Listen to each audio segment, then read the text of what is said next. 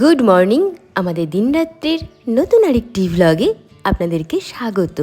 আশা করি সকলে ভালোই আছেন। আজ মঙ্গলবার, সকাল থেকে ভীষণ বৃষ্টি, সারা রাত ধরে বৃষ্টি হয়েছে। আর আমার তো শরীরটা ভালো নেই, আপনাদেরকে আগের ভ্লগেই বলেছি। গলাটা এত ব্যথা, আমার তো একেবারে ভাত একদম ভালো লাগছে না। মনে হচ্ছে গরম গরম কিছু লিকুইড খাবার খেলে খুব ভালো হতো। আজ বহুদিন হয়ে গেল সকালবেলায় আমার পছন্দের খাবারগুলো আর বানানো হয় না। তাড়াহুড়োর মধ্যে ওই ভাত তরকারি গতানুগতিক রান্না করে রেখেই কলেজ বেরিয়ে যাই। আজকে একটু সময় পাবো, কারণ উত্তম রান্নার দায়িত্ব মনে হচ্ছে নিয়েছে। তো আমি আমার পছন্দের একটা ব্রেকফাস্ট রেসিপি আপনাদের সাথে শেয়ার করব। উত্তম দেখছি অনেক আগেই আমার উঠে গেছে ঘুম থেকে। শরীরটা ভালো নেই বলে আমাকে আজকেও ডাকেও নি, আর অ্যালার্ম আমি বুঝতেই পারিনি। যাই হোক, চলুন এখন তো ঘুম থেকে উঠলাম, দিনটাকে শুরু করি আর দেখে উত্তম কি করছে। রান্নাঘরের এই হাতাখুন্তির টুংটাং আওয়াজ আমি বিছানায় শুয়ে থাকতেই পেয়ে গিয়েছিলাম, আর তাতেই বুঝতে পারলাম উত্তম কুমার বুঝি রান্না বসিয়ে দিয়েছে। এখানে দেখছি ভাত ফুটে গেছে, আমার জন্য জিরে গরম জলও বসিয়ে দিয়েছে, আর তরকারিও দেখছি ও ভাজা করে নিয়েছে। সকাল সকাল একদম থ্যাংক ইউ। বাড়ি থাকলে এরকম একটু ভারী করা দিলে ভালো হয়। বাড়ি থাকলে এরকম করে দিলেই ভালো হয়।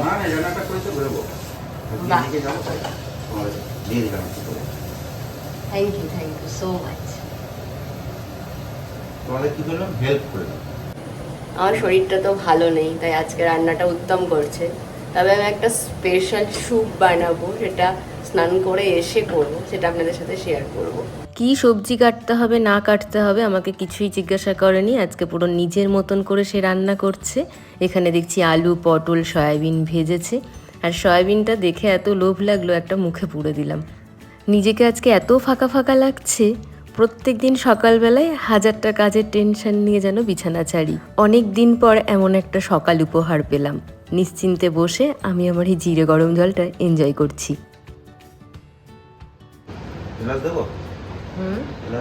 দাও।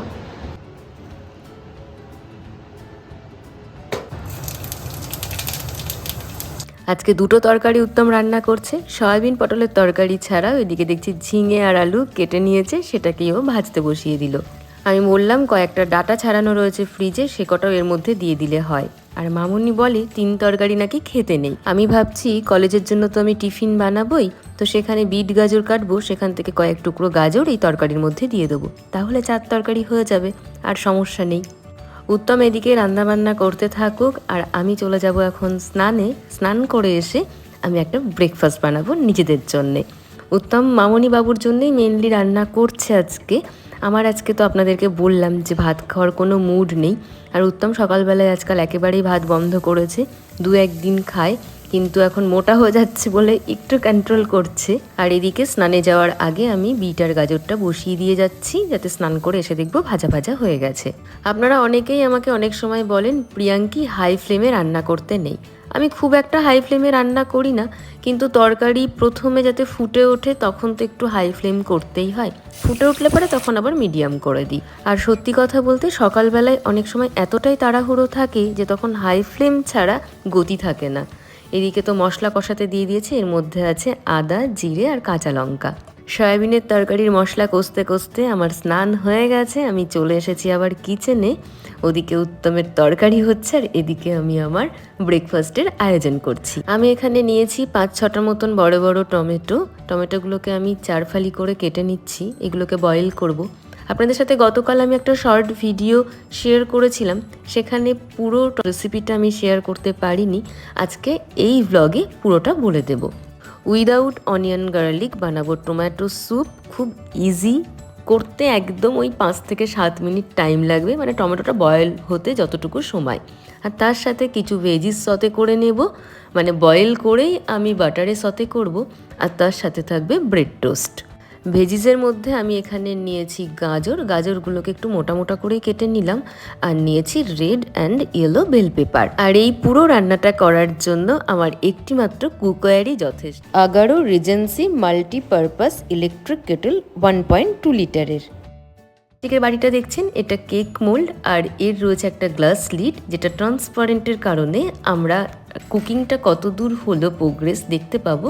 আর একটা ছিদ্রও রয়েছে, সেখান দিয়ে আপনার বাষ্পটা বেরিয়ে যাবে। আর এটা হলো স্টেনলেস স্টিলের একটা স্টিমার, এখানে মোমো, সবজি স্টিম সব কিছু করা যাবে। আর এটা হলো egg rack, egg boil rack, 6টা এগ একসাথে বয়েল করা যাবে। আর এই যে দেখছেন একটা স্ট্যান্ড, কেক বানানোর সময় এই স্ট্যান্ডটাকে আমরা ইউজ করতে পারবো। আর এই ইলেকট্রিক কেটেলের মুখটা অনেকটা চওড়া, আর এখানে রয়েছে টেম্পারেচার কন্ট্রোল করার একটি নব। আর ইলেকট্রিক কেটেলের মুখটা তো বললাম চওড়া, যার কারণে জিনিসপত্র ভেতরে রাখা এবং বের করা খুব ইজি, এবং এটাকে পরিষ্কার করাও খুব ইজি। এটাকে কি করে পরিষ্কার করব সেটা আমি আপনাদেরকে দেখিয়ে দেব। কখনোই কেটেলটাকে আমরা সিঙ্কের রানিং ওয়াটারের নিচে নিয়ে যাব না, এরমভাবেই ভেতরটা হালকা করে ডিশওয়াশার দিয়ে জল দিয়ে পরিষ্কার করে জলটাকে আমরা ফেলে দেব। তারপরে একটা পরিষ্কার টাওয়েল দিয়ে এটাকে আমরা ড্রাই করে নেব। যেহেতু এই পোর্শনটা বয়েলিং সেকশন, সেই জন্য এটা খুব বেশি নোংরাও হবে না, তাই পরিষ্কার করার ঝামেলাও অতটা নেই। আমি টমেটোগুলো এখানে সবটা দিয়ে দিলাম আর জল দিয়ে দিলাম। এখানে মিনিমাম ম্যাক্সিমাম একটা মেজারমেন্ট আছে। আর দিলাম একটু আদা, মানে আমি আমার পরিমাণ মতন জল দিয়েছি। স্যুপ তো একেবারে পাতলা হলে ভালো লাগে না, তা ওটাকে আমি বসিয়ে দিয়েছি ওদিকে। আর এখানে দিয়ে দিচ্ছি সমস্ত ভেজিসগুলো এই স্টিমার পটটাতে। স্টিমার পটটা এত সুন্দর, ছোটোখাটো, একদম হ্যান্ডি। আর আমি কিছুটা সুইট কর্নও অ্যাড করে দিলাম যাতে খেতে ভালো লাগে। এবার চলুন এটাকে আমি বসিয়ে দিই। লিড দিয়ে ঢেকে দিলাম আর এখানে আমি বসিয়ে দিলাম। এবার এই যে কন্ট্রোল নবটা রয়েছে এটা অন করলাম, দেখুন ব্লু আলোটা জ্বললো। আর আমি হাইয়ে দিয়ে দিলাম, 1 আর 2 দুটো দাগ আছে, আমি 2-এ দিয়েছি। আর এই দেখুন স্টিম হওয়া কিন্তু শুরু হয়ে গেছে, মানে আমার ইলেকট্রিক কেটেলটা ঠিকঠাক কাজ করছে।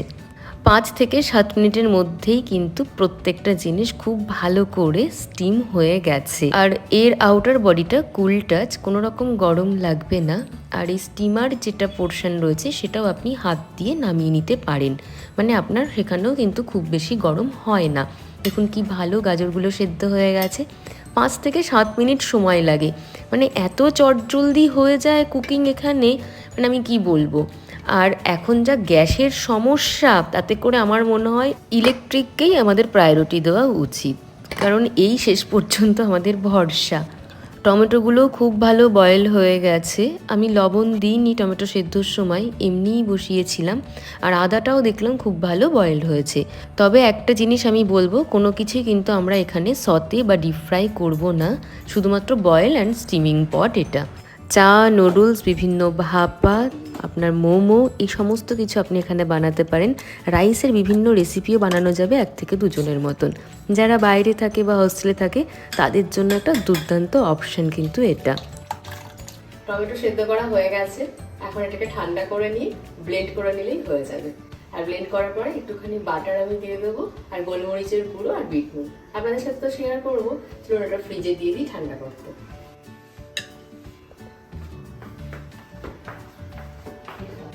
যতক্ষণে ওটা ঠান্ডা হচ্ছে ততক্ষণে আমি এদিকে ব্রেড টোস্টটা বানিয়ে নিচ্ছি। আমার টোস্টার নেই, ওটা কিনবো ভাবছি।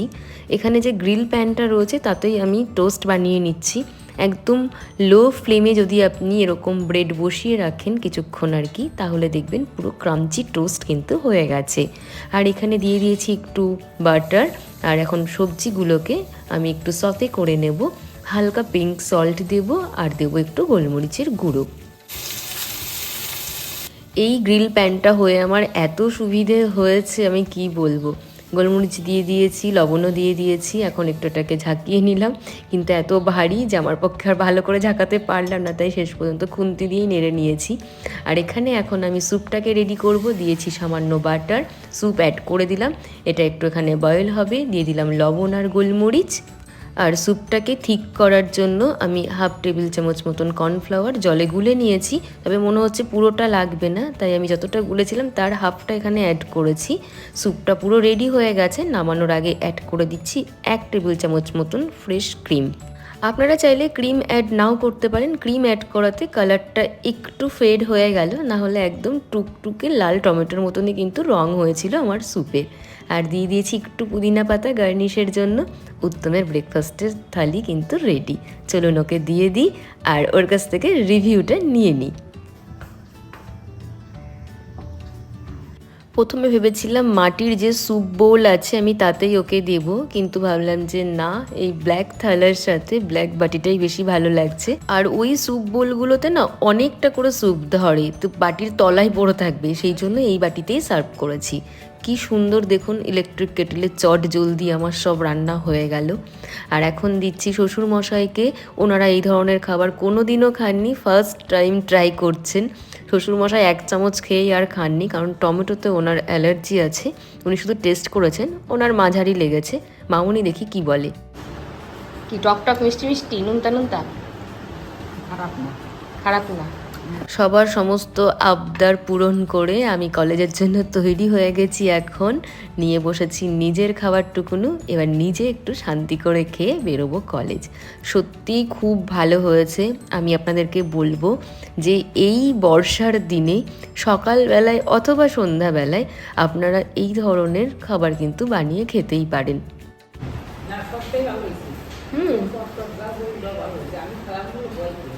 খেতে খেতে মামুনির সাথে গল্প করছিলাম। যদি মনে হয় টমেটোর ওই টক ভাবটাকে আপনারা একটু ব্যালেন্স করতে চান, তাহলে আমি বলবো একটু জ্যাগেরি পাউডার অ্যাড করে নিতে পারেন, তাহলে একটু টক ভাবটাকে আমরা ব্যালেন্স করে নিতে পারবো। আপনাদের সাথে গল্প করতে করতে আর খাওয়া দাওয়া করতে করতে সেই আমি একটু লেট হয়েই গেছি। আমি আসছি। হ্যাঁ,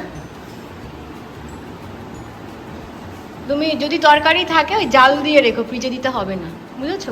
ঠিক আছে।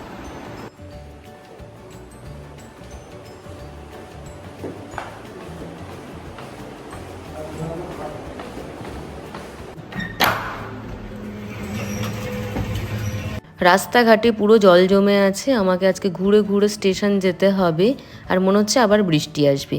আর আপনাদেরকে ঠিকই বলেছিলাম, মুষলধারে বৃষ্টি চলে এসেছিলো, যার কারণে আমি কিচ্ছু ভিডিও শ্যুট করতে পারিনি। ট্রেনে বসে গেছি, ট্রেনে কিন্তু আজকে ভিড় নেই। বৃষ্টির জন্যই মনে হচ্ছে ক্যাজুয়াল প্যাসেঞ্জাররা বাড়ি থেকেই বেরোয়নি। আর দেখুন চারিদিকে পুরো জল থুই থুই, মানে ঋতুরানী বর্ষা তিনি এসে হাজির আমাদের রাজ্যে। এই গ্লুমি ঠান্ডা ওয়েদারটা আমার ভীষণ ভালো লাগে। একদম রৌদ্রোজ্জ্বল খরা তাপ, প্রচণ্ড রোদের তেজ আমার একদম পছন্দ নয়। আপনাদেরকে তো আমি সব সময় বলি, গরমকাল বাদ দিয়ে শীত বর্ষা দুটোই আমার ভীষণ প্রিয় ঋতু বলতে পারেন।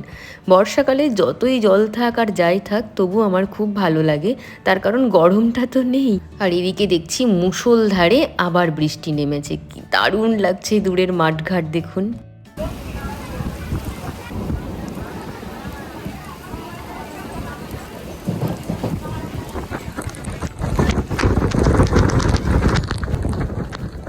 প্রকৃতির অসাধারণ রূপবৈচিত্র্য দেখতে দেখতে প্রত্যেক দিন কলেজে যাই, আবার কলেজ থেকে বাড়ি ফিরি। নিজেকে এত লাকি মনে হয়, হয়তো এই মুর্শিদাবাদের এই দিকটাতে আমি চাকরি করি বলেই হয়তো এত সবুজ, এত মাঠ দেখতে পাই। কলকাতার দিকে যদি আমার কলেজ হতো, তাহলে হয়তো প্রকৃতির এত সুন্দর রূপ আমি আর দেখতে পেতাম না। গ্রাম বাংলার এই অপরূপ সৌন্দর্য সত্যি অসাধারণ। এখন বৃষ্টিটা একটু থেমেছে, পৌঁছে গেছি কলেজে। চলুন নিজের ডিপার্টমেন্টে যাই। আপনারা তো জানেন যে আমার বিভাগ 3 তলাতে, আর লিফটটাও দেখলাম পুরো জলে থই থই করছে। স্টুডেন্টরা সব ওই কাদা জল পায়ে উঠে গেছে এই লিফটের মধ্যে। ওরাই বা কী করবে, চারিদিকে এত বৃষ্টি, জল বেঁধে রয়েছে। তো সারাদিনে কাজের ভীষণ চাপ ছিল, কিচ্ছু শ্যুট করতে পারিনি। আর এই দেখুন বেরোনোর সময় আবার বৃষ্টি। বৃষ্টির মধ্যে ভিজে ভিজে ট্রেনে উঠে তো বসার জায়গা পেয়ে গিয়েছিলাম, আর জানলার ধারে বসে 1 কাপ কফি এই ওয়েদারে সত্যিই মনোরম। সারাদিন বৃষ্টির নানা রকম রূপ বৈচিত্র্য দেখতে দেখতে ফিরে এসেছি বাড়ি। এখন বানাচ্ছি ছিলা।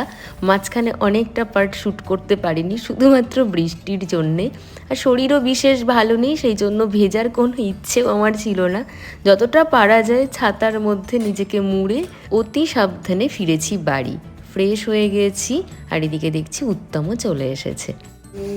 আরে বাপরে, বাজারে বাবু তো অফিস করে বাজার করে। আমাদের বাড়িতে আমি মুড়ি বিশেষ না খেলেও মামুনি, বাবু আর উত্তম মুড়ি খেতে খুব ভালোবাসে, এ কথা আপনারা জানেন। উত্তম ওর ব্যাগের মধ্যে শার্ট ক্যারি করেছে, আজকে ও টি শার্ট পরে বেরিয়েছিল, পুরো ভিজে গেছিল, পরে ও চেঞ্জ করে নিয়েছে। আমিও ভাবছি এখন থেকে এটাই করব। বাহ, বাঁধাকপিটা তো একদম ফ্রেশ। ডিপে দিয়ে দেবো না নর্মালি থাক? আজকের ব্লগটা এখানেই শেষ করছি। যদি ভালো লেগে থাকে তাহলে প্লিজ একটা লাইক করে দেবেন। আজ আসি।